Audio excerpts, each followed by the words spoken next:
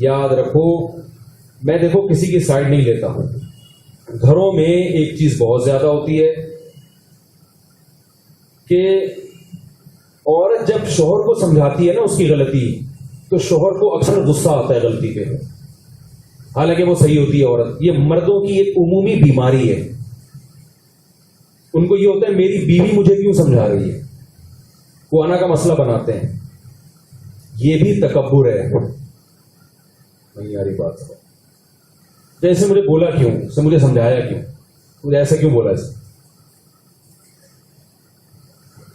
تو اگر کبھی وہ بول دیا کرے نا کہ آپ کے اندر کوئی غلطی ہے، یہ صحیح نہیں ہے، تو سن لیا کرے تمیز سے بیٹھ گئے. ٹھیک ہے نا. ایک دم جذباتی یہ کیوں کر دیا.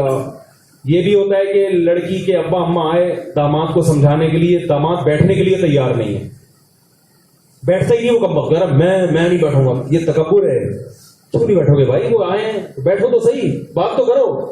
اگرچہ آپ بالفرض غلط نہیں کر رہے، آپ صحیح ہو، لیکن یہ بات کرنا آپ کی اخلاقی ذمہ داری ہے. وہ سنتے ہی نہیں ہیں، غیر کا مسئلہ بنا لیتے. یہ ہمارے پاس تو فیملی کیسز آتے رہتے ہیں نا. اس کمبخت کو بلاؤ، آتا ہی نہیں ہے، میں نہیں آ رہا. دفعہ ہو پھر تو کیا سرخاب کے پر لگے ہوئے تیرے. کہہ رہے میں غلط نہیں ہوں. کیوں نہیں ہو سکتا بھائی تو غلط؟ تیرے ابا نے جب تجھے جنا تھا تو کوئی سرٹیفکیٹ بھی ساتھ میں آیا تھا کہ یہ بیٹا غلط نہیں ہو سکتا. ہر آدمی صحیح بھی ہو سکتا ہے، ہر آدمی غلط بھی ہو سکتا ہے. تو کبر اللہ کو پسند نہیں ہے. اور جو اپنی غلطی سننے کے لیے تیار نہ ہو، ماننے کے لیے تیار نہ ہو کہ میں غلط ہو نہیں سکتا، اللہ اس کو ذلیل کرتا ہے دنیا میں. یہ بتا دوں میں.